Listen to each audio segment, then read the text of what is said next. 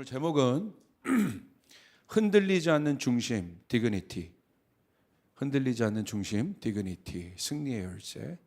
디그니티는 그런 뜻입니다. 뭐 존귀함, 위엄, 좀 품격, 명예, 뭐 이런 뉘앙스예요. 디그니티입니다.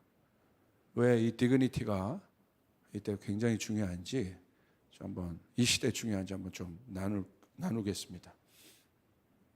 오늘 말씀은 사사기서 7장 5절부터 6절의 말씀이에요. 우리 한번 한 목소리로 합독합시다. 시작.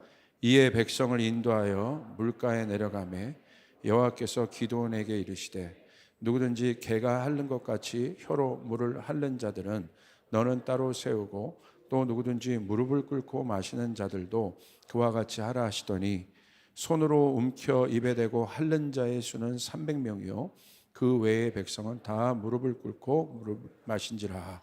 아멘.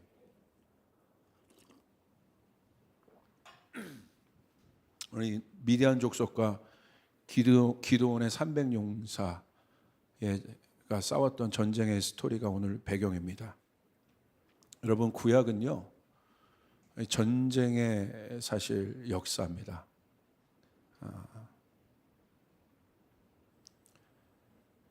사실 이 구약의 모든 이거 이스라엘의 역사이기도 하지만 사실 이 역사가 어떻게 진행되냐면 거의 전쟁이에요. 표면상은 이스라엘의 전쟁이지만 본질적으로 이 전쟁의 속성은 하나님의 전쟁이라는 거예요. 이게 중요합니다. 표면상은 이스라엘의 전쟁이에요. 여러분도 표면상으로는 성도의 전쟁은 표면상으로는 여러분들의 전쟁과 같지만 사실은 본질적으로는 하나님의 전쟁이에요. 우리 지금 이 시대 성도의 삶이 사실은 전쟁과 같아요. 굉장히 중요한 겁니다. 그런데 이 키워드가 여기 있어요. 하나님의 전쟁이라는 것. 나의 전쟁이 아니라 하나님의 전쟁이라는 것. 여러분의 전쟁이 아니라 하나님의 전쟁이라는 것. 이스라엘의 전쟁이 아니라 하나님의 전쟁이라는 것. 그것이 중요합니다. 사무엘상 17장 47절에 보니까 이와 같은 고백들이 여러 군데 나오는데 다윗과 골리앗의 전쟁도 그와 같습니다. 여기 그 하나님의 전쟁의 속성이 있어요. 이렇게 고백합니다. 또 여호와의 구원하심이 칼과 창에 있지 아니함을 이 무리에게 알게 하리라. 전쟁은 여호와께 속한 것인즉 그가 너희를 우리 손에 넘기시리라. 여기 있죠. 전쟁은 여호와께 속해 있다. 이 전쟁을 통해서 하나님이 우리에게 가르쳐 주신 것이 무엇일까요? 사실 하나님에게 전쟁이라는 단어가 여러분 성립이 될까요? 하나님을 대적할 수 있는 존재가 누가 있겠습니까? 없지요. 어떻게 뭐 사단 마귀가 아무리 강력하다고 한들 하나님과 전쟁할 대적의 상태겠습니까? 아닌 거예요. 근데 하나님께서 하나님께 속한 전쟁을 말씀하시면서 이 전쟁을 통해서 우리에게 가르쳐 주시고자 하는 하나님의 교훈이 있어요. 하나님의 가르침이 있어요. 그게 바로 뭡니까? 아주 중요한 영적 원리예요. 어떻게 하면 성도들이 이 세상에서 승리의 삶을 살 수 있을까? 여러분, 승리의 삶을 살기 원합니까? 저도 원합니다. 여기 원리가 있다는 거예요. 뭡니까? 여호와의 구원하심이, 이건 구원하심은 승리예요. 완전한 승리를 얘기하는 거예요. 구원되었다는 것. 구원은 뭐냐면요, 건짐받았다는 거예요. 내 힘으로 절대 나올 수 없는데 강력한 어떤 타자의 힘에 의해서 건짐받은 것이 구원이라는 거예요. 그래서 이 전쟁을 통해서 주님 뭘 가르쳐 주세요? 칼과 창에 있지 않다. 그 승리가 칼과 창에 있지 않다. 그러니까 칼과 창으로 표현되는 많은 것들이 있을 겁니다. 비유되는. 그 세상의 관점이죠. 세상의 무기인 거죠. 무기는 뭐예요? 전쟁 때 반드시 있어야 할 거라는 거예요. 다시 말하면 성도의 무기가 뭐냐는 거예요. 세상은 그 무기를 준비하고 있어요. 세상의 모든 것이 지금 전쟁인 것 같잖아요. 전쟁은 뭐예요? 내가 살기 위해서 남을 죽이는 거예요. 이 세상의 구조가 경쟁이잖아요. 전쟁이란 말이에요. 그래서 세상의 세계관은 뭐예요? 무기를 준비하라는 거예요. 칼과 창을 준비해라. 근데 하나님의 전쟁은 완전 다른 거예요. 똑같이 승리를 얘기하는데. 하나님의 전쟁은 뭡니까? 뭘 알게 하기 위해서 우리에게 이 전쟁을 가르쳐 주세요? 칼과 창에 있지 않다. 나의 전쟁은. 여러분, 전쟁은요, 왜 중요한 줄 아십니까? 이거 굉장히 실제적이기 때문에 그렇습니다. 지금 우크라이나도 전쟁 직전이잖아요. 아마 우크라이나에서 여러분 아시는 분들이 있다고 한다면 리포트를 실제적으로 들어볼 수 있는 기회가 있으면 여러분 장난 아닙니다. 어마어마하죠. 지금 그 러시아가 그 10만 명이 넘는 병력을 지금 이동시켰잖아요. 생각해 보세요. 우리 앞에, 내 앞에, 코앞에 탱크부터 10만 명이 넘는 어마어마한 지금 병력이 이동되고 있고 막 무기가 공급되고 있고 한 치 앞도 내다볼 수 없는 그런 상황이지 않습니까? 고양시도 북한 문제 딱 터지면 제일 긴장되는 도시가 이 고양시 파주 아니에요? 가깝잖아요. 실제적으로 막 느낀단 말이에요. 그러니까 전쟁은 실제라는 거예요, 실제. 무슨 말이냐? 이기면 사는 거고요, 지면 죽는 거예요. 이기면 얻는 것이고요, 패배하면 다 뺏겨요. 조금 뺏기는 게 아니라 다 뺏겨요. 그래서 실전입니다. 실제적이에요. 그런데 여러분, 이 구약의 전쟁이 많은 곳에서 나오는데 공통점이 있어요. 어떤 공통점이 있냐면 첫 번째는 원리는 전쟁은 하나님께 속한 것. 여기 나와 있는 대로 인간의 창과 칼을 의지하지 않게 하는 것. 하나님의 승리가 나타나는 것. 그러기 위해서 이스라엘 백성이 전쟁을 치를 때마다, 하나님 앞에 속한 전쟁을 치를 때마다 공통점은 뭐냐면요, 불가능한 상황이에요. 이길 수 없는 상황들이 펼쳐지고 있다는 거예요. 다윗과 골리앗, 표면상으로, 수치상으로, 데이터상으로 이길 수 없습니다. 여리고성 마찬가지죠. 수많은 전쟁들이 있어요. 오늘 미디안 족속과의 전쟁입니다. 이들이요, 이따 얘기하겠지만 몇 명이 모이냐면 13만 5천 명이 모여요. 그런데 이스라엘 백성들이 이와 싸우기 위해 모인 사람들이 3만 2천 명이에요. 이게 안 되는 거예요. 전략상, 전술상 어떤 것도 여러분 생각해 볼 수 없는 그런 상황인 거예요. 그런데 실제는 뭐냐면 우리가 그와 같은 전쟁에 있다는 것이죠. 성도들의 삶도 마찬가지입니다. 우리의 삶도 마찬가지예요. 전쟁이 있습니다. 우리의 전쟁은 누굽니까? 원수 마귀입니다. 원수 마귀를 우리가 간과할 수 없는 게 뭐냐면 원수 마귀가 우리를 공격할 때 그냥 잽 정도 치는 게 아니에요. 죽이려고 달려들어요, 우리를. 그렇기 때문에 반드시 이겨야 되는 거예요.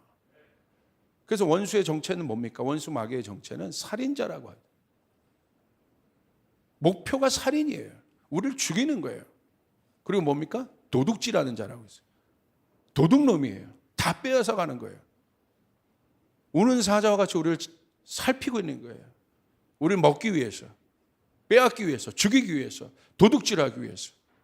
그러므로 질 수 없는 것입니다. 여러분 믿습니까? 질 수 없는 거예요. 만약에 하나님께서 이 전쟁을 바라보신다면 하나님의 마음은 어떤 마음이겠습니까? 저는 분명히 얘기할 수 있습니다. 여러분이 그 전쟁 가운데 있다면 하나님의 마음은 어떤 마음이겠어요? 승리입니다.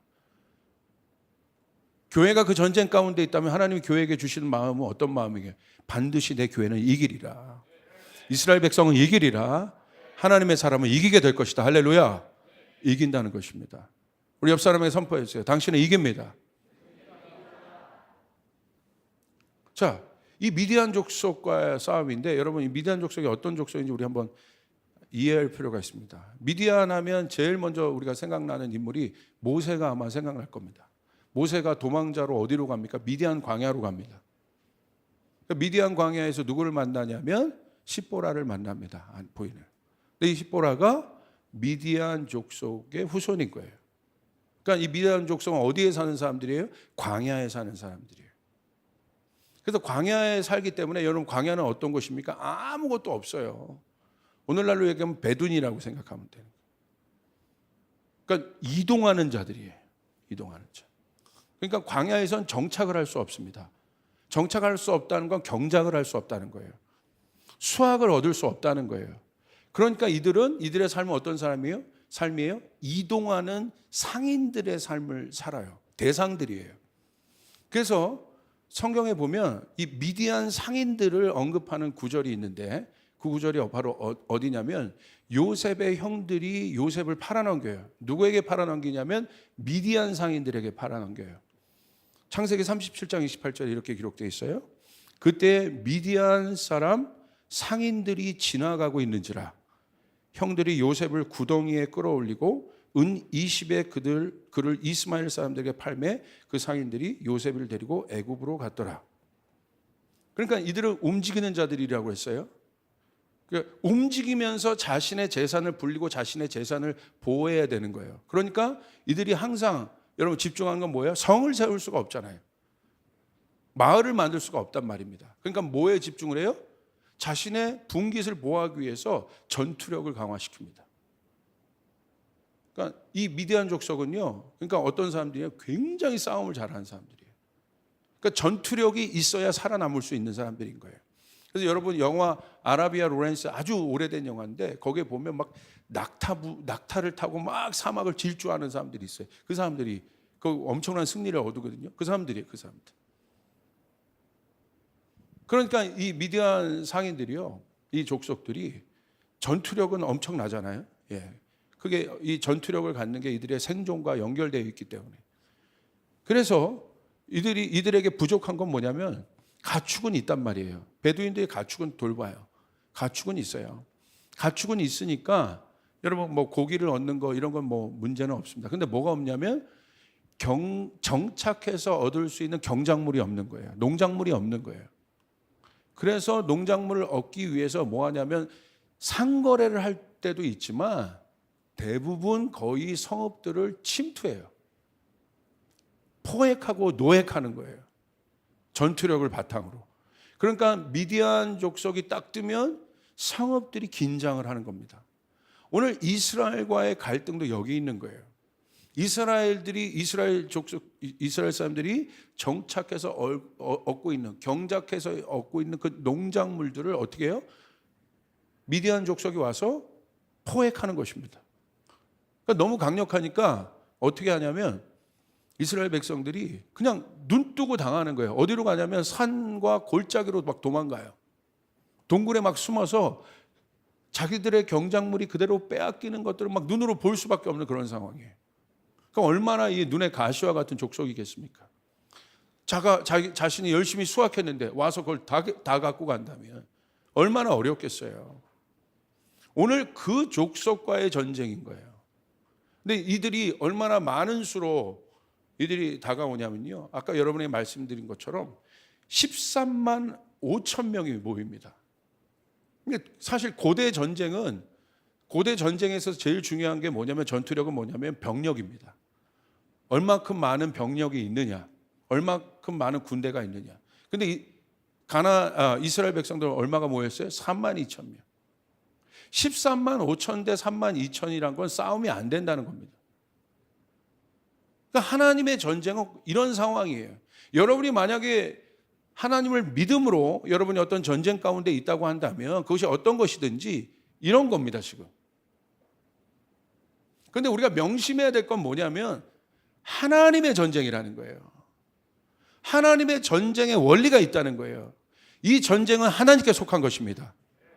그러므로 하나님의 전쟁의 원리는 뭐냐면 철저하게 내가 갖고 있는 창과 칼을 의지하지 않는 겁니다. 창과 칼은 뭐예요? 내 능력을 말하는 거예요. 사람의 능력을 말하는 거예요. 이 말도 안 되는 전쟁을 우리가 이기기 위해서는 하나님께서 뭘 우리 가운데 어떤 단계를 주시느냐? 내 능력을 의지할 수 없는 그 단계를 반드시 거치게 하신다는 거예요. 하나님 앞에 쓰임받는 사람들의 공통점은 뭐냐면 하나님이요 반드시 그 사망의 골짜기, 트레이닝의 골짜기, 연단의 골짜기를 두시는데 거기서 뭐 하냐면요, 모세도 마찬가지지 않습니까? 언제 모세를 쓰십니까? 떨기나무에서 모세의 모든 능력이 여러분 제로가 된 그 상황에서. 이게 영적 원리입니다. 인간의 능력이 제로가 될 때 하나님의 능력은 100이 됩니다. 여러분 이걸 믿으셔야 돼요. 결국 이 싸움이에요. 나냐 하나님이냐는 거예요.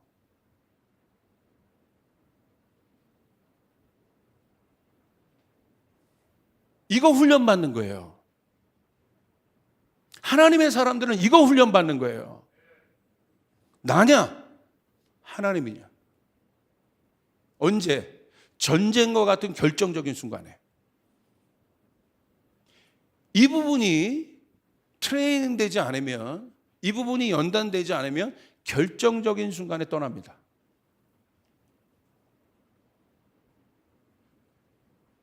그렇기 때문에 하나님이 보세요. 32,000명이 모였어요.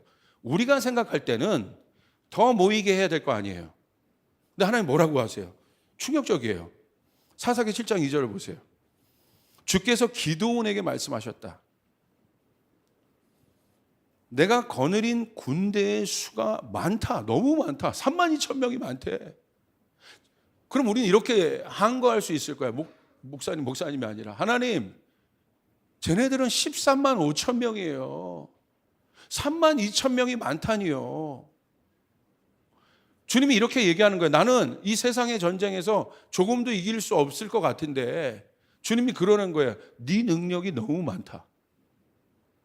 하나님, 제가 무슨 능력이 있어요. 주님이 더 능력을 부어주셔도 지금 이길까 말까 하는데, 주님이 지혜를 주시고 돈을 더 주셔도 제가 이길까 말까 하는데 어떻게 하나님 그렇게 말씀하실 수 있습니까? 근데 기드온에게 그렇게 말씀하시는 거예요. 네 군대가 많다. 우리가 기드온의 300용사라고 이해하고 있는데요, 사실 성경에서 300용사라고 300명을 용사라고 표현한 곳이 없습니다. 그들은 용사가 아니에요. 기드온만 큰 용사라고 얘기했어요. 300명은요, 나중에 이 300명이 추려지지만 이 300명은 어떻게 보면 이 32,000명도 마찬가지지만 오합지졸이에요. 싸움 한번 제대로 해본 사람이 아닌 것들이에요. 그런데 하나님 그러는 거예요. 그래도 모여야 되는데, 그러기 때문에 더 모여야 되는데 하나님 뭐라고 얘기해요? 너무 많다. 이 황당한 이야기 앞에 여러분은 어떻게 반응하실 겁니까? 네 능력이 너무 많다라고 하는 하나님의 음성 앞에 우리는 어떻게 반응할 수 있겠습니까? 조이풀, 네 능력이 너무 많다. 나는 하나님의 음성이 있다고 한다면 우리가 어떻게 반응할 수 있겠습니까? 하나님, 우리 열방을 위해서 선교도 해야 되고 이것도 해야 되고 이것도 해야 되는데 우리의 힘으로 갈 수 없는데 하나님 더 부어주고 더 채워주시고 더 강력하게 해주셔야죠. 근데 주님이 그러는 거예요. 너무 많다. 청년부 너무 많다. 한국교회 너무 많다. 그런 거예요 지금. 그러니까 오늘 하나님의 관점이 어디 있느냐를 한번 보세요. 진짜 싸울 수 있는 사람이 누구인가를 하나님의 관점에서 여러분 한번 바라보세요. 그러면서 이 전쟁의 의도를 하나님이 또 드러내십니다. 아까 다윗의 전쟁의 의도를 드러낸 것처럼 여기 나오죠. 뒷부분에. 이대로는 내가 미디안 사람들을 내가 거느린 군대의 손에 넘겨주지 않겠다. 이스라엘 백성이 나를 제쳐놓고서 제가 힘이 세어서 이긴 줄 알고 스스로 자랑할까 함이라. 그러니까 하나님의 관심은 어디에 있습니까?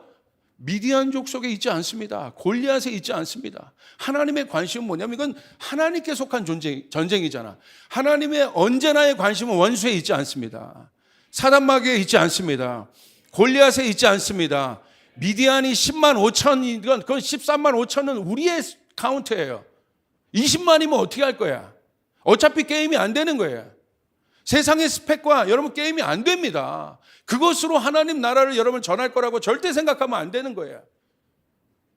14만 5천이고 15만 5천이고 20만 5천이면 어떻게 할 거야? 의미가 없다는 거야. 어차피 300대 나중에는 300대 14만 5천이 여러분 경합을 벌이게 돼요. 게임이 안 된다는 겁니다. 그런데 하나님의 뜻대로 하면 이긴다는 거예요. 하나님의 뜻대로 하면 승리한다는 것입니다. 오늘 뭐예요? 하나님의 관심 어디 있어요? 자랑하지 못하게 하라. 난 너희가 자랑할까 봐. 내 백성이 나를 의지하지 않고 자기 능력을 의지해서 이겼다고 할까 봐. 미디안 족속 한마디라도 여기 하나님 언급하십니까? 야, 쟤네들 세니까, 네 앞에 있는 이 문제들 세니까 내가 그거 한번 얘기해 줄게. 한 번도 그러신 적이 없다 이거예요. 언제나 주님의 관심은 우리에게 있는 거예요. 주님의 관심은 여러분에게 있는 것이에요. 하나님의 관심은 하나님의 사람 가운데 있습니다. 하나님의 교회가 어떻게 반응할 것인가? 내가 어떻게 반응할 것인가? 주님의 걱정은 이거예요. 네가 자랑할까? 네가 네 능력을 의지할까 봐. 조목사를 향한 하나님의 관심은 이거예요. 네가 나를 의지해야 되는데 네가 네 능력 의지하고 살까 봐. 네가 네 능력 의지하고 네가 목회할까 봐. 하나님의 관심은 거기에 있는 거예요. 여러분 이해되십니까? 그런데 우리가 하나님 앞에 영광을 돌린다는 것을 자꾸 착각해요. 내가 뭔가를 업적을 만들어서 하나님 앞에 그렇게 나가면 영광을 돌린다고 생각하는 거예요. 아니요. 하나님의 관심은 내 백성이 나를 의지하는 것, 내 백성이 나를 신뢰하는 것, 하나님은 그것을 찾고 계신다는 거예요. 믿으시면 시원하게 아멘 한번 해보세요. 아멘. 아멘. 이게 믿음의 청년들인 거예요.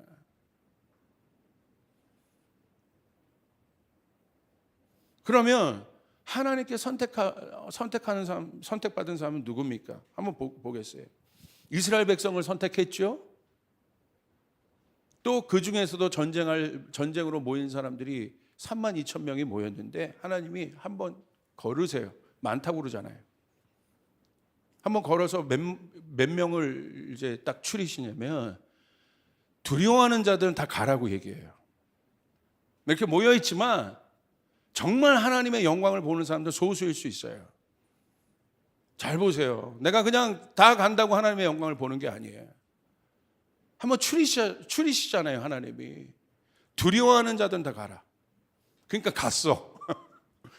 야, 가란다고 가냐? 제가 조이풀 청년들에게 얘기하는 거지. 두려워하면 가. 예 하고 가는 거야.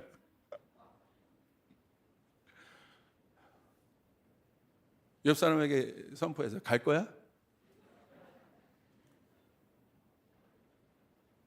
가. 22,000이 갔습니다. 몇 명 남았어요? 10,000명 남았어요. 근데 하나님이 또 이렇게 얘기해요. 또 많대. 그것도 많대. 아니, 상상을 해보세요. 32,000명도 두려워 죽겠는데 10,000명. 근데 자, 이걸 보세요. 뭐가 보이십니까? 하나님의 의도가 보이지 않아요? 하나님의 생각은요, 애시당초 300이었어요. 추린 게 아니고요. 애시당초 300. 우리가 생각할 때 뭐 300, 기도원의 300용사, 꼭 300을 생각하는데 299일 수도 있고 301일 수도 있어요. 그 숫자가 중요한 게 아니에요. 하나님은요, 이 전쟁을 우리 가운데 보여주신 의도가 뭐예요? 아까 다윗의 전쟁도 마찬가지고 아까 7장 2절에 하나님의 의도를 드러내시잖아요. 누구도 자랑치 못하게 하기 위해다. 이것이 하나님의 전쟁인 것인가를 보여주기 위해서 30명 추렸을 수도 있어요. 근데 그거는 하나님도 좀 너무하셨나 봐.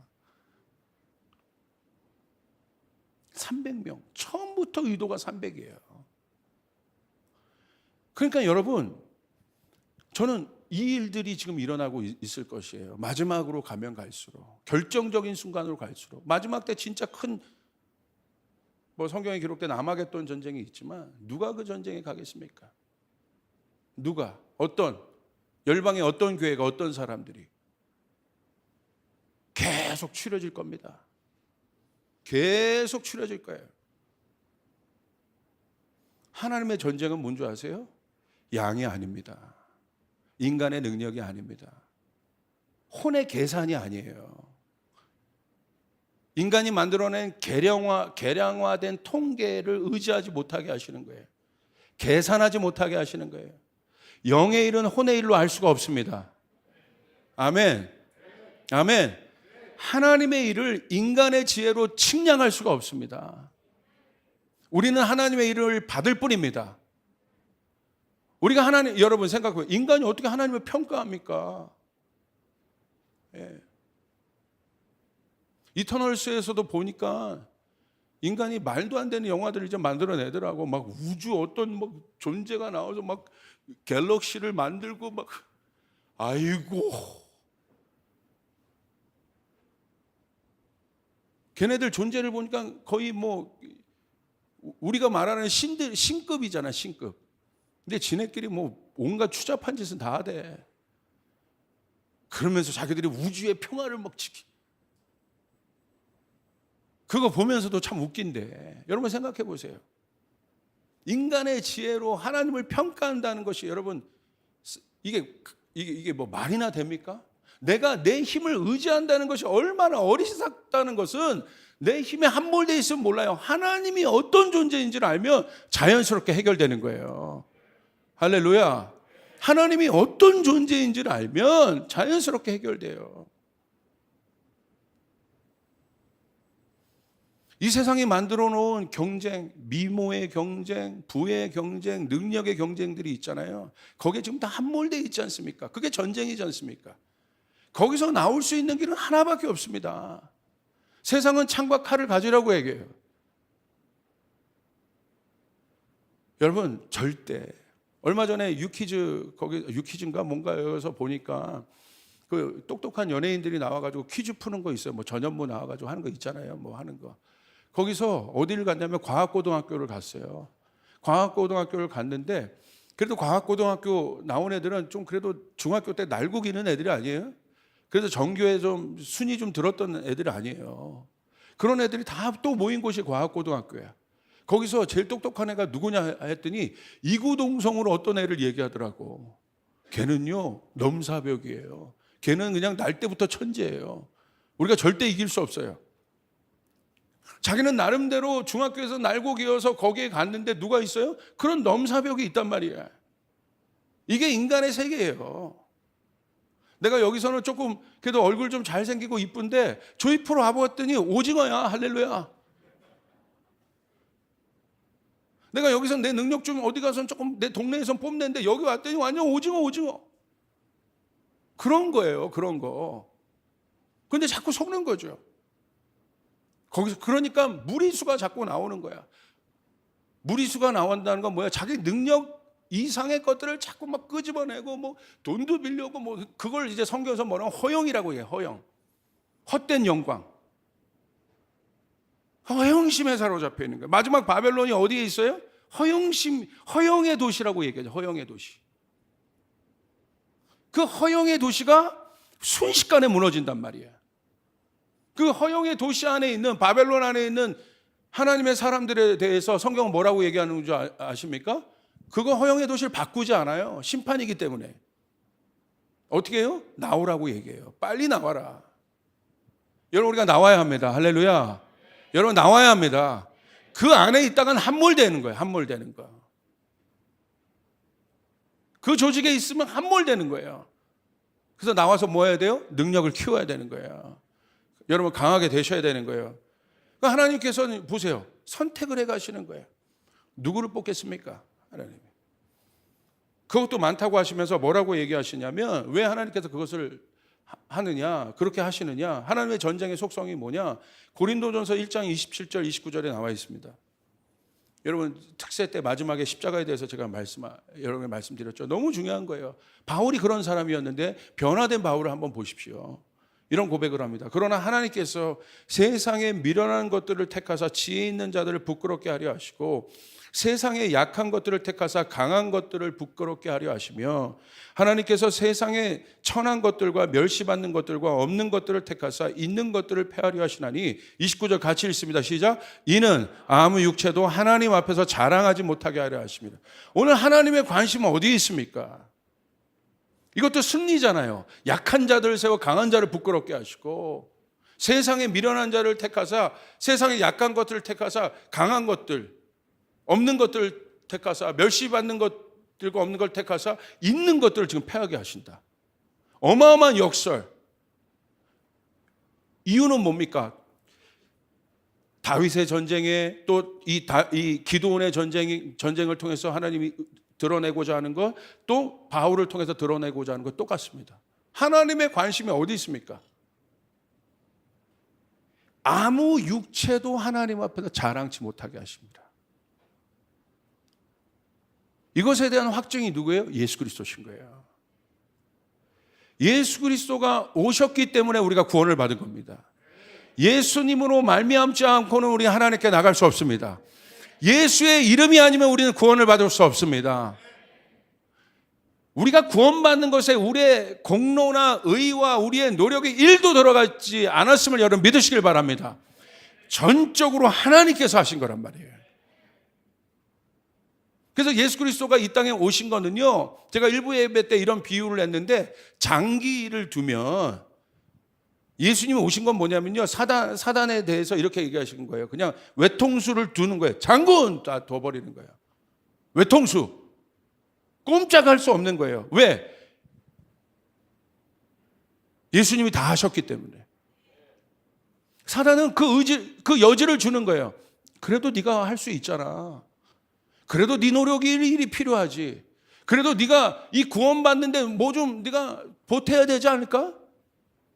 그 생각이 굉장히 의로운 생각 같으나 우리 안에 있는 거예요. 이 전쟁을 위해서, 이것을 돌파하기 위해서 네가 뭔가라도 그래도 좀 네 능력이 필요하지 않겠어? 뭔가 있어야 되지 않겠어? 그 합리적인 생각으로 돌아가는, 그렇지. 아무리 그래도 적어도 얼마 정도는 있어야지. 300명은 그래도 용사일 거야. 아니라니까요, 용사들이. 하나님의 의도된 구분입니다. 여러분의 인생도 마찬가지입니다. 이게 예수 그리스도 속에 담겨진 복음인 거예요. 십자가의 원리인 거예요. 복음인 것입니다. 우리의 노력이 1도 들어가 있지 않아요. 우리의 공로가 1도 들어가 있지 않아요. 오직 예수로 인하여 우리가 구원을 받았습니다. 우리가 예수님 때문에 구원을 받았습니다. 모든 승리가 예수님 안에 있습니다. 사단이 그렇게 얘기하려고 할 때 어떻게 하는 거예요? 하나님이 예수님을 통해서 장군한 거예요. 체스로 말하면 체크메이트 한 거예요. 꼼짝마. 어마어마한 거란 말이에요. 어마어마한 수란 말이에요. 그러므로 예수 안에 능력이 있습니다. 예수 안에 승리가 있습니다. 쫓아가서 오직 예수. 오직 예수. 인간의 완고함은 뭔지 아세요? 알겠어요, 목사님. 오직 예수인 거. 그런데 전적으로 믿지 않는 거. 믿긴 믿되 전적으로 믿지 않아요. 그러면 져요. 결론만 얘기합니다. 그러면 집니다, 여러분. 여러분의 인생 실패합니다. 아예 하나님 모르든가. 저 극단적으로 얘기합니다. 아예 하나님 모르든가. 하나님 알고 있다면 하나님의 방법대로 살아야 합니다. 하나님의 말씀대로 살아야 합니다. 그러면 쫓아가서 그러면 이긴다. 그러면 이긴다. 여러분 믿습니까? 우리가 싸우는 존재는요, 영적인 존재란 말이에요. 지금 내 능력으로 싸울 수 없단 말이야. 이게 어마어마한 겁니다. 성령의 능력으로 싸워야 되는 거예요. 그러므로 하나님께서 쓰시는, 마지막 때 쓸 때 어떤 사람을 쓰시느냐, 여러분 보세요. 사도행전에서도 뭐 먼저 하십니까? 성령 먼저 부어주시잖아요. 12명이 바꿔버려요, 그 도시를. 에베소 같은 데 가보십시오. 전승에 보면 바울 한 명의 기도가 에베소를 뒤집어 버려요. 에베소의 상권을 바꿔버려요. 거기 다 뭐 합니까? 거기 무속인들이었잖아요. 다 에베소 사람들이. 경제가 그 뒤에 있는 포주들 바울이 건드려 버리잖아. 그 무속인들을 회개시켜 버리잖아요. 그들이 갖고 온 재산이 몇십억이란 말이야. 몇십억. 그 뒤에 이득을 보고 있었던 기득권자들이 있어요. 그들이 움직여 버린 거예요. 그들이 바울을 죽이려고 하잖아요. 도시 하나를 바울 하나가 뒤집어 버려요. 많은 수가 아니에요. 엄청나잖아요. 이것이 사도행전의 역사였어요. 근데 그 능력이 어디에서 옵니까? 바울의 철저한 고백은 무엇입니까? 나는 죽고 예수는 사는 것입니다. 나는 십자가만 알기로 결정한 것입니다. 바울이 자기 지혜를 일일에도, 물론 하나님이 그 지혜를 쓰시는데 여러분의 능력을 쓰십니다. 여러분의 달란트를 쓰십니다. 그런데 관건은 이거예요. 내가 그것을 의지하느냐 의지하지 않느냐. 더 극단적으로 말하면요, 여러분이 그것이 있어서 하나님을 여러분을 쓰는 것이 아닙니다. 왜냐하면 오늘 두 번째 기드온에게 그렇게 얘기하세요. 그들도 많다. 내가 그들 시험하겠다. 시험하겠다는 건 뭐냐면요. 원어로 보시면 차라프라는 뜻이에요. 차라프. 차라프는 뭐냐면 우리가 이 원어의 뜻이 뭐냐면요. 자격을 평가하는 게 아닙니다. 차라프는 건 뭐냐면 주인의, 그러니까 하나님의 목적에 부합된 사람. 그 사람이 그러니까 우리가 생각할 때 시험은 자격, 야 이런 것을 할 수 있는 능력이 돼? 자격증이 얼마나 돼? 전투 경험이 얼마나 돼? 이게 우리는 이게 시험이라고 생각하는데 이 차라프란 단어는 그것이 아니라 그것이 없어도 하나님의 마음을, 주의 하나님의 목적에 일치하고 있는 사람. 제자들 보십시오. 능력이 있었습니까? 아니에요. 그러나 내가 예수님을 따라가겠다고 그 목적에 부합한 사람, 하나님이 그 사람을 쓰신다는 거예요. 여러분 믿으시면 아멘 합시다. 여러분 만약에 기업을 하십니까? 일터로 나가기를 원하십니까? 여러분의 기업과 일터가, 누가 그 기업과 일터를 쓰시느냐? 여러분의 현장에 있는 어떤 사람을 하나님께 쓰시냐? 그 속에 있어도 어떤 마음, 차라프의 마음을 갖고 있는 사람. 내 기업이, 내 모든 일이 하나님의 목적에 정렬되겠다. 아멘. 하나님 그 사람을 쓴다는 거예요. 그렇기 때문에 그런 게 막 되는 거예요. 나중에 보면 사실 저 능력도 없고요. 이런 것도 없는데 그래도 하나님 뜻 위에 살려고 했고 하나님 목적, 하나님 주신 비전 성취하면 내가 살려고 했어요. 근데 하나님이 이렇게 해 주셨어요. 1도 자기 자랑을 하지 않습니다. 자기 능력 때문에 이렇게 온 거라고 얘기하지 않아요. 진짜 예수 믿기 힘든 사람 누구인지 아십니까? 자수성가한 사람들입니다. 복음 안 들어가요. 왜 내가 죄인이야? 내가 남한테 뭐 해코지를 했어? 어려운 얘기를 했어? 왜 내가 내 능력으로, 내 열심으로 이렇게 했는데 내가 왜 죄인이고 내가 하나님 앞에 왜 그렇게 살아야 돼? 안 들어가요. 오늘 봐줘. 세 구절 제가 동일한 것들을 여러분에게 보여드렸잖아요. 자기의 능력을 자랑하지 못하게 하려 합니다. 그러므로 마지막 때 하나님께서 쓰시는 사람은 겸손한 사람이에요. 자기를 비워낸 사람이에요. 누구에게 성령이 임하겠습니까? 아주 간단합니다. 열망 있고 갈망 있는 사람에게 임하는 것이 아니라 자기를 비워낸 사람에게. 자기를 비워야 성령의 권능이 임하십니다. 내 비전이 아니라 하나님의 비전을 담아야 내 비전이 정렬되게 되는 것입니다. 믿으시면 아멘 합시다. 나는 하나님의 뜻을 위하여 살겠습니다라고 할 때 내 비전을 선명하게 하시는 거예요. 아멘. 그 사람이에요. 왜 하나님께서 그 사람을 뽑으시느냐? 왜 차라프에서 시험하셔서 그 사람을 구별하시느냐? 왜 300명만 뽑으셨느냐? 여러분 나중에 아시겠지만 이제 본격적으로 그들과 전쟁하잖아요. 하나님의 방법이 뭐예요? 여기 미디안 족속에 전쟁의 달인들이 13만 5천 명이 모였는데 하나님의 방법은 뭐예요? 뭘 줍니까? 무기라고. 야, 드디어 하나님이 그래도 이제 모였으니까 내가 이제 죽으면 죽으리라 각오는 돼 있어. 그래도 하나님이 선별하신 거잖아. 많다고 하잖아. 기드온도 아마 그래도 희망을 걸었을 거야. 우리가 움직일 때 천사가 움직이나? 신비한 일들이 일어나나? 하나님의 방법은 뭔 줄 아세요? 횃불 주고 항아리 준 거야. 나팔불래. 아마 이럴 거예요. 전략 내놓으라고. 전략이라도 있어야 내가 안정할 거 아닙니까? 목사님, 열방을 향해 섬기는데 전략 내놓으세요. 전술과 전략이 있어야 내가 그래도 합리적으로 내가 동의할 것 아닙니까? 없어요. 죄송하지만. 그리고 우리가 만든 전략도 바꿔질 수 있습니다. 다시 한번 여러분에게 말합니다. 이 전쟁은 하나님께 속한 것이다. 하나님의 전쟁은 하나님의 뜻이 임하는 것입니다. 이 300명은 어떤 사람이냐? 결정적인 순간에 딴 얘기하지 않는 사람이에요. 진짜입니다. 마지막은 바로 이 결정적인 순간의 싸움이에요. 300명 모였어요. 이 전략이 말도 안 되는 이 전략. 횃불 들어야 되고 항아리 들어야 돼. 나팔 불어야 돼. 내가 이거는 도저히 못하겠다. 이거 내가 이해가 안 된다. 이거 뭐 하는 짓이냐 이게. 결정적인 순간에 떠나는 거예요. 결정적인 순간. 가짜들입니다. 진짜는 결정적인 순간을 통과합니다. 아마 여기 경영하는 사람들도 있을 거예요. 그 싸움이에요. 그래서 성경에서는 철저하게 착하고 충성된 종을 뽑아요. 달란트를 보지 않아요.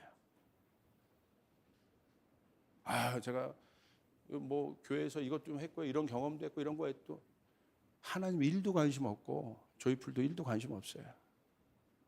착하고 충성된 종. 성품을 보시는 거예요. 주님 우리의 능력을 여러분 주님 하나님 입장에서 한번 생각해 보세요. 똑똑하면 얼마나 똑똑하고 능력이 있으면 얼마나 똑똑하고 능력이 있으면 얼마나 많을 것이며 싸움을 잘하면 얼마나 많습니까? 여러분 여기서 청년들 뭐 신문본전사랑 인범전사랑 붙었어 막 예를 들어 싸움. 뭐 내가 이긴다 뭐 고만곤 집사님 앞에서 멸치들인 거야 멸치들. 웃기야 이거. 이런 겁니다 이런 거. 우리 여기 뭐 예배팀 전공자들 막 피아노 그래도 전공자 잘하자. 이렇게 뭐 앨범 정도 이렇게 할 정도 되는데 막 꼬마 애들이 앞에 와가지고 내가 체른이 30번 친다. 너 꺾기 할 수 있어? 이런 거. 웃긴 거라는 거. 하나님의 전쟁. 하나님 누굴 쓰시겠냐? 결정적인 순간에 하나님을 의지하는 사람이에요. 이 교회도 마찬가지입니다. 결국 하나님의 영광을 보는 사람들은 그 사람들입니다. 제가 그랬죠. 예루살렘의 영광을 보는 사람들이 많지 않을 거라고. 진짜 우리 청년들 중에 진짜 조이풀이 누굽니까? 여러분 이곳에 모이게 하셨는데 던져보면 아는 거예요. 진짜 결정적인 순간에 딴 일 하는 거예요. 결정적인 순간에 딴 데로 가는 거예요. 가짜입니다. 교회는요, 똑똑한 사람이 쓰임 받는 것이 아니라 충성되고 신실한 사람이 쓰임을 받습니다. 여러분 꽃에 속으면 안 됩니다. 그랬잖아요. 이제 조이풀은 꽃을 넘어 열매로 가야 된다. 우리 청년들도 마찬가지예요. 결혼 상대 꽃이 아니에요. 그 사람이 갖고 있는 열매를 봐야 되는 거지. 꽃은 화려한 거예요. 속을 수 있어요. 이런 친구들이 있더라고 하더라고요. 그래도 꽃은 중요해요. 열매는 목사님 제가 헌신해서라도 제가 몇 개 할 수 있으니까. 그렇게 고백하더라고. 그 마음이 가상합니다. 열매가 중요해요. 열매. 옆 사람에게 얘기하겠습니다. 꽃을 넘어 열매로. 꽃을 넘어 열매로 가야 돼. 꽃을 넘어 열매로. 우리 교회가 진짜 하나님 앞에 쓰임받는 교회인가 아닌가 지금 몰라요. 이 중간 단계 모릅니다. 앞으로 5년, 10년 가봐야 알아요. 저 학교가 진짜 좋은 학교였는지 처음에 여러분 아무리 뭐 꽃처럼 막 이렇게 각광받고 주목받는 학교가 있었다 할지라도 그거 봐서 몰라요. 적어도 졸업생이 선순환 돼서 각 사회에서 어떤 역할을 하고 있는가를 보면 그게 진짜 좋았던 학교인지. 부흥도 마찬가지입니다. 막 그 현상에서 많은 일들이 일어나잖아요. 그건 부흥이 아니에요. 진짜 부흥을 어떻게 여러분 추적합니까? 한 10년, 20년 지났을 때 어떤 열매, 저 부흥을 통해서 어떤 열매가 맺혀졌는가 그걸로 평가하는 거예요. 그 사람은 누구겠습니까? 이 300명 어떻게 추려졌는지 마지막으로 한번 봅시다. 사사기 7장 5절 6절. 이에 백성을 인도하여 물가에 내려가며 여호와께서 기드온에게 이르시되 누구든지 개가 핥는 것 같이 혀로 물을 핥는 자들을 너는 따로 세우고 누구든지 무릎을 꿇고 마시는 자들도 그와 같이 하라 하시더니 손으로 움켜 입에 대고 핥는 자의 수는 300명이요 그 외의 백성은 다 무릎을 꿇고 물을 마신지라. 저도 물 한 잔. 자, 300명을 어떻게 줄이시나 한번 보시겠습니다.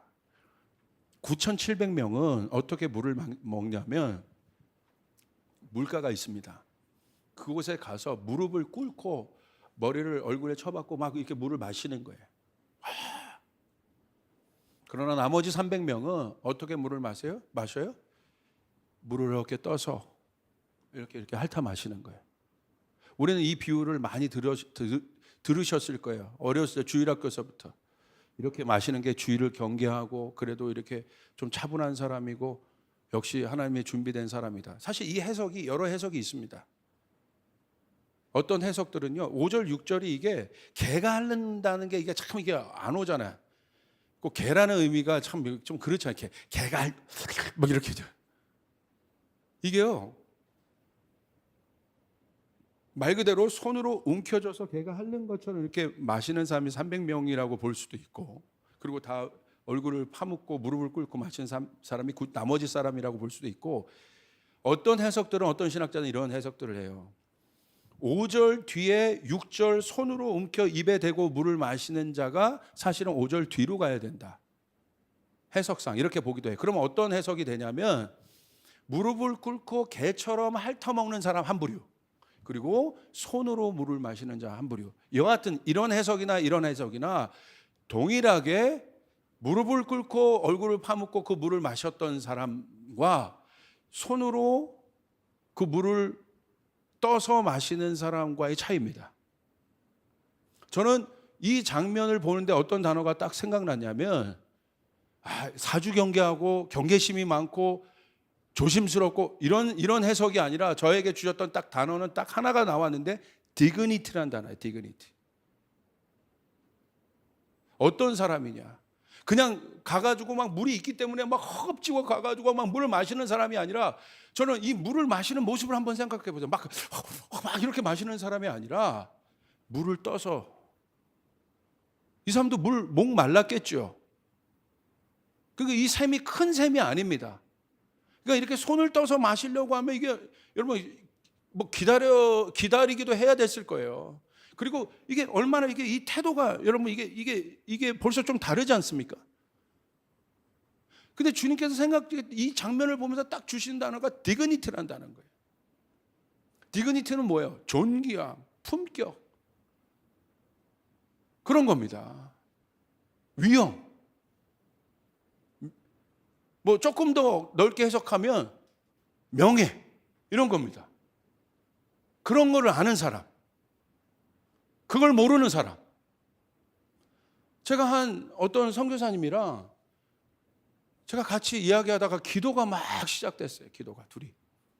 그러다가 그 선교사님이 이 땅에 사역자들 딱 기도하면서 한 단어를 딱 던지시는 거예요. 막 선포하듯이, 하나님, 이 땅에 하나님의 사람들이 디그니티를 알게 도와주십시오.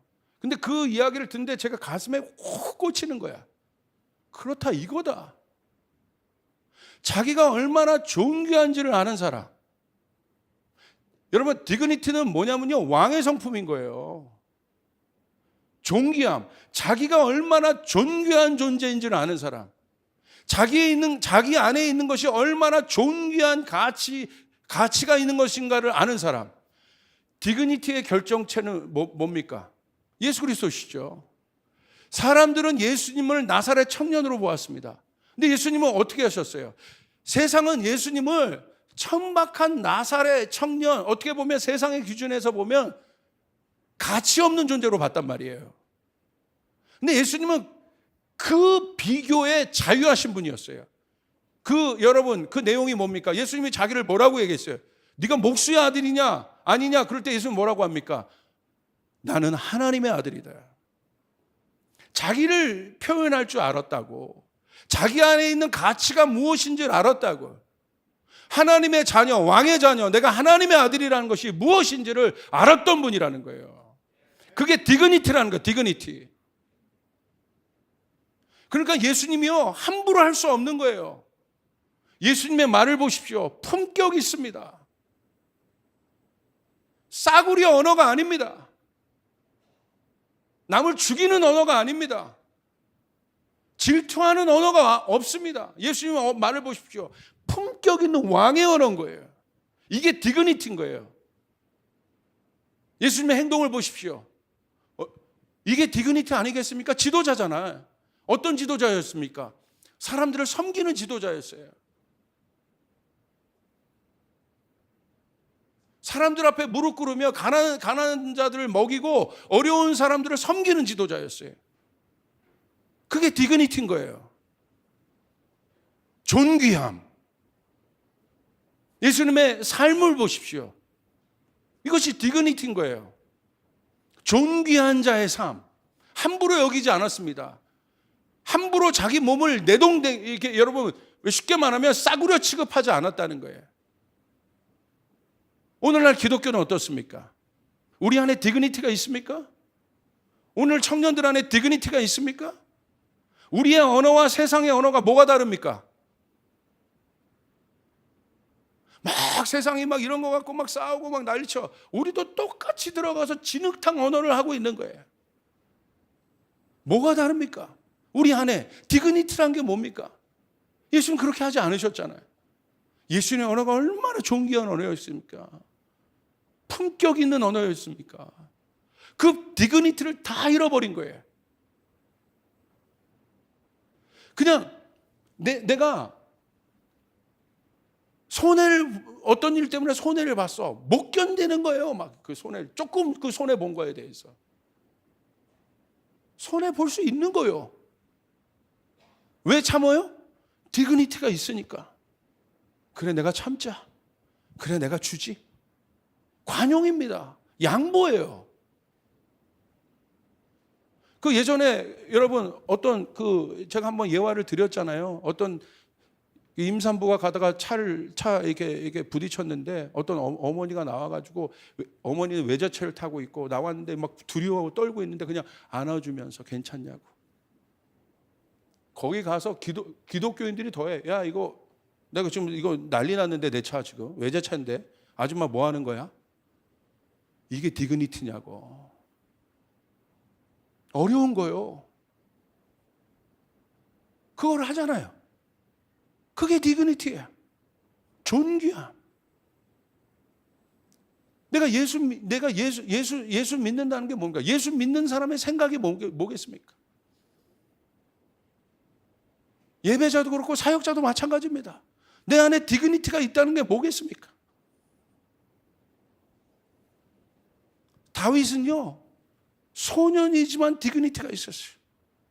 그러니까 골리앗 앞에서 여러분 당당하잖아요. 막 무시하는데, 세상에 막 무시하고 하는데 네가 하나님을 무시해? 다윗이 가진 게 있습니까? 아무것도 없어요. 스펙이 비교가 됩니까? 용사도 아니에요. 싸울 수도 없는 자예요. 근데 다윗은 어떻게 해요? 하나님의 명예에 대해서 여러분 다윗은 견디지 못해요. 자기 명예가 아니라 하나님의 명예가 떨어지는 거에 대해서, 하나님의 이름이 실추되는 거에 대해서 다윗은 견딜 수 없어요. 이게 디그니티예요. 이것이 당당함이에요. 이것이 세상을 이길 수 있는 힘입니다. 이것이 세상을 이길 수 있는 능력입니다. 우리 안에 디그니티가 없는 거예요. 디그니티가. 그냥 세상에 말하면 세상에 말한 대로 위축되고 뭐하고 어렵고 힘들고 비교당하고. 다윗 안에 있는 그 디그니티를 한번 보세요. 다윗 안에 있는 명예를 한번 보세요. 이 전쟁은 하나님께 속한 거다. 하나님을 모르는 네가 하나님을 욕되게 할 수 없다. 그 담대함. 여러분 안에 그 담대함이 있습니까? 그러니까 예수님이 뭐라고 표현하십니까? 디그니티의 완성입니다. 그분은 진짜 왕이신 거예요. 진짜 왕은 비교할 수 없는 존재라는 거. 더 이상 비교 불가의 존재. 그게 왕이라는 거예요. 어떤 누구와도 비교당하지 않아요. 솔로몬도 그랬고 다윗도 그랬어요. 세상의 왕들이 오히려 시기하고 질투했지, 하나님의 사람들은요 오히려 시기와 질투를 받을지언정 남을 질투하고 시기하지는 않아요. 왜? 그런 존재이기 때문에. 사단은요 그 열등감의 원천이란 말이에요. 그러니까 하나님 말을 향해서 항상 그 열등감이 있는 거야. 디그니티가 없는 거야. 그러니까 그렇게 사는 거야. 남 죽이고 사는 거야. 예수님 뭐라고 표현하셨습니까? I를 정확하게 표현합니다. 내가 누구냐? I am the way, I am the truth, I'm the life. 아멘. 나는 길이요 진리요 생명이다. I를 표현한다. I. 내가 누군가? 하나님은 어떤 분이에요? 하나님은 누구도 어떤 비교로 해서 존재하는 분이 아니라 하나님 스스로 계신 분입니다. I am who I am. 할렐루야. 나는 스스로 있는 자다. 그러므로 예수님을 통해서 하나님의 영을, 아들의 영을 갖고 있는 하나님의 자녀 되신 여러분 이 디그니티가 여러분 가운데 있음을 믿으시길 바랍니다. 당당하셔야 되는 거예요. 여러분이 갖고 있는 스펙이 아무리 없어도 힘들어도 가난해도 어려워도 힘들어도 여러분의 뭐가 있냐면 디그니티가 있어야 되는 거예요. 그 존귀한 여러분의 자아가 있어야 되는 거예요. 여러분은 왕의 군사입니다. 여러분 왕의 자녀입니다. 믿으시면 아멘 합시다. 이거예요, 이거. 여러분 예수님의 제자들이 스펙이 있습니까? 없잖아요. 바울이 그거 깨달은 거예요. 그러니까 십자가만 자랑하겠다는 거야. 나의 정체성은 그분으로 통해서만 오는 것이다. 내가 그것 때문에 너무 힘들었는데, 너무 고단한 삶이었는데 진짜 자유해버린 거야. 그러니까 내가 세상의 것들을 배설물로 여긴다. 당당하게 얘기할 수 있는 것이요. 그 자신감. 여러분, 우리 청년들은 이 디그니티를 찾아야 합니다. 할렐루야. 할렐루야. 여러분, 사단막의 악한 권세에 대해서도 사단이 참소하는 거잖아. 사단이 정죄함을 주는 거잖아. 너 그거 봐, 또 실패했지. 너 또 어려웠지. 너 또 무너질 거지. 디그니티가 없으면 정죄함을 그대로 받아요. 참소함을 그대로 받습니다. 그런데 디그니티가 있으면 어떻게 얘기해요? 그럴지라도 일어나서 얘기하는 거예요. 그래, 그랬어. 그러나 나에겐 그 디그니티가 있어요. 내가 나사렛 예수 그리스도 이름으로 너에게 명한다. 왕의 권세로 너에게 명한다. 예수의 이름은 명하노니 너 가짜는 떠나갈지어다. 떠나갈지어다. 커맨드 하는 거예요. 명령하는 겁니다. 이게 왕의 권세예요. 사단님 나가주실래요? 가 아니라 존귀함. 목사만 갖고 있는 거가 아닙니다. 풀타임 사역자만 갖고 있는 것이 아닙니다. 저에게 주시는 감동은 뭐냐면 여러분 안에 그 디그니티가 있는 것입니다. 제가 아까 예배할 때도 막 제 안에 눈에 보이는 게 뭐냐면 일부 예배 때도 그렇고 지금도 그렇고 와 주님 하나님의 군대들이 일어나게 도와주시옵소서. 왕의 군대들이 일어나게 도와주시옵소서. 마지막에 반지하 제왕 마지막에 보면 그 연합군들이 확 모이잖아요. 각국에서. 두려워하지 않는 자들. 그 사람들이에요. 이게 디그니티예요. 여러분 지도자들을 한번 보십시오. 지도자. 지금 우리 대선을 치르고 있는데 역대급 대선이라고 얘기하고 있지 않습니까? 지도자예요. 이건 그냥 대선의 문제지만 이게 모든 영역에 지금 속한 이게 사회적 문제입니다. 뭡니까? 디그니티가 없는 거야. 천박하다고 얘기하지 않습니까? 양쪽 다. 하나님의 사람들은 그러지 않아요. 하나님의 사람들은요, 자기 안에 있는 가치를 싸구려로 여기지 않습니다. 내 안에 있는 부르심을 싸구려로 여기지 않습니다. 아멘. 내 안에 있는 이 은혜를 절대 함부로 여기지 않습니다. 디그니티입니다. 나는 존귀한 자다. 함부로 살 수 없다. 우리나라 말로 얘기하면 제가 이런 게 제가 느껴진 게 어디냐면 영국 가서 제가 느꼈어요. 디그니티가 있어. 못 살아도 미국보다 못 살아도 디그니티가 있어. 그게 오만함으로 나타나지는 않겠지만 워러하는 애랑 내가 같이 있을 수 없어. 어떤 거 이건 아프리카인데 그거 있잖아요. 우리나라로 얘기하면 선비. 가난해도 어려워도 스카웃이 온 거죠. 야, 너 이거 조금만 이렇게 하면 너가 글만 이렇게 조금만 써주고 내가 이렇게 하고 이렇게 하면 너 가문이 잘 될 수 있어. 야, 손 잡자. 목에 칼이 들어와도 난 그렇게 할 수가 없어요. 이게 디그니티요. 이게 자존심이요. 내가 손해봤어도 나는 그렇게 살 수 없어요. 그게 진짜 선비예요. 가짜 선비들 말고 그냥 밥만 축내면서 막 글만 읽는 선비 말고 진짜 선비는 그런 사람들이에요. 난 그렇게 살지 않아. 억만금을 갖고 와봐. 내가 넘어가나. 그게 디그니티예요. 그게 진짜 왕인 거예요. 사단이 보십시오. 예수님이 왕인데 세상에, 예수님 앞에 세상에 허영에 보여지는 모든 것들로 예수님을 유혹해요. 눈 하나 깜짝 안 하는 거예요. 야, 가라. 내가 여기 왜 뛰냐? 왜 뛰어? 가. 내가 너한테 뭘 증명해? 가. 왜 내가 돌로 떡을 만들어야 돼? 가라. 기록된 말씀으로. 그게 디그니티예요.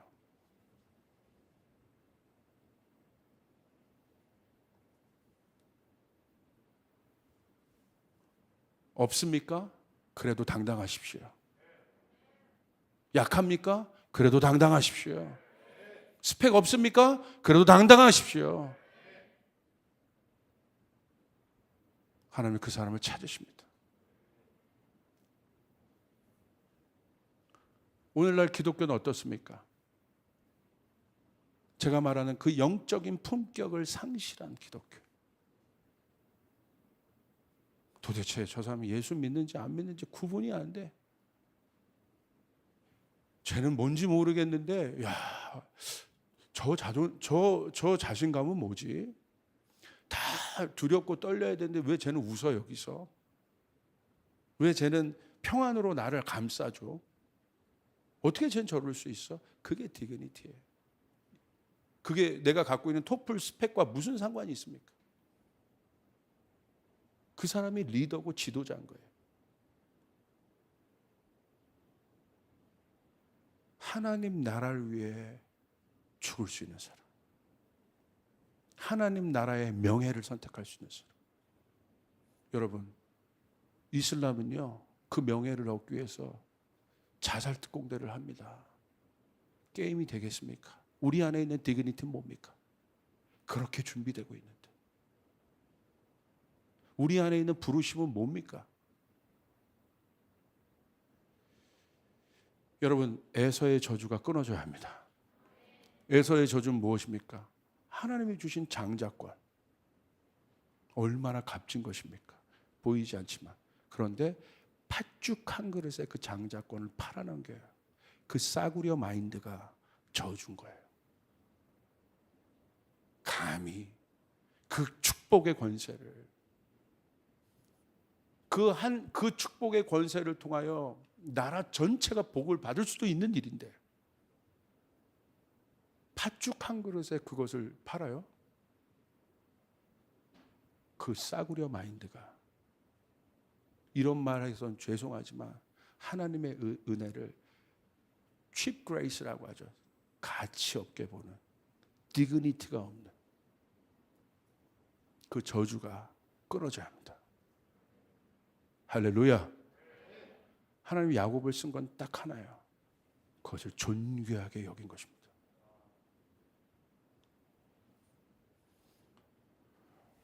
여러분, 아무나 주의 종이 되겠습니까? 박사학위 있으면 주의 종이 될까요? 천만에.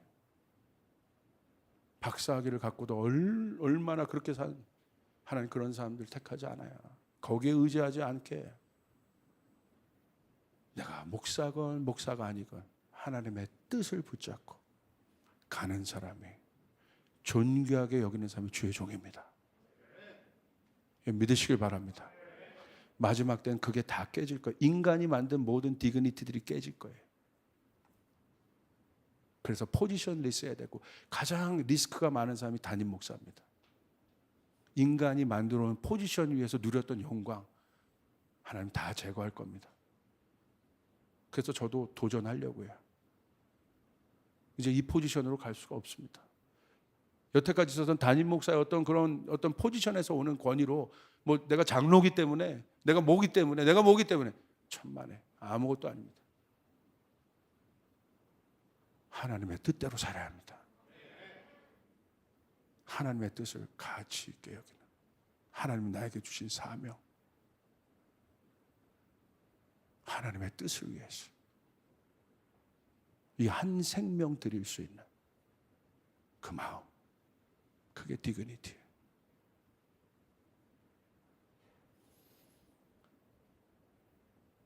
여러분 예전에 시스템 보면 기사들이 있잖아요. 기사 나이츠라고 하는 기사들. 기사가 언제 여러분 기사도를 봤습니까? 기사도라고 하잖아요. 뭡니까? 제자가 아니라 제자도인 거예요. 제자도. 기사도가 있잖아요. 그게 뭡니까? 명예를 중요시 여기는 사람들이라는 거예요. 왕이 누가 그걸 줘요? 왕이 자기를 주는 거예요. 넌 기사다. 나이스다. 그 순간 뭐가 되는 거예요? 어떤 고백을 해요? 충성 고백을 하는 거예요. 나는 나이츠로서 왕의 전쟁에 부름받은 사람입니다. 왕의 명령을 위해서, 왕의 영광을 위해서 내가 살겠습니다. 저는 그런 감동이 제 안에 있어요.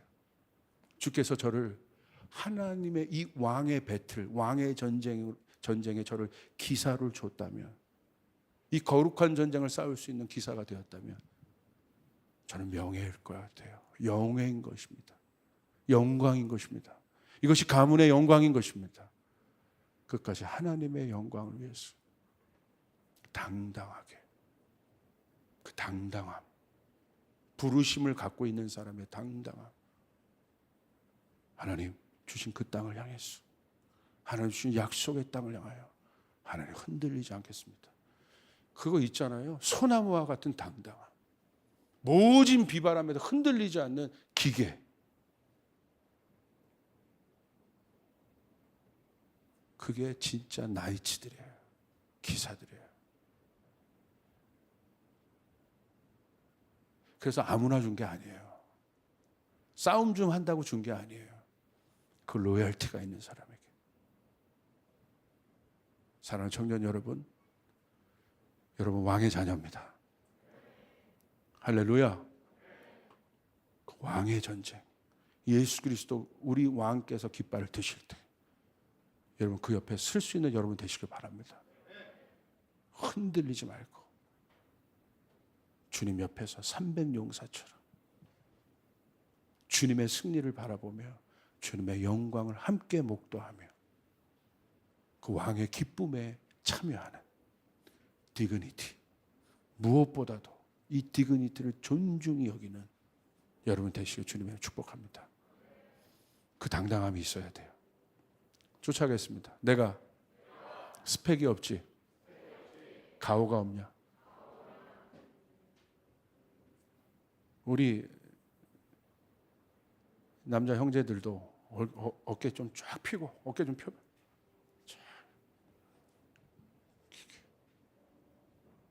이렇게 살지 말고 다 펴서 당당하게.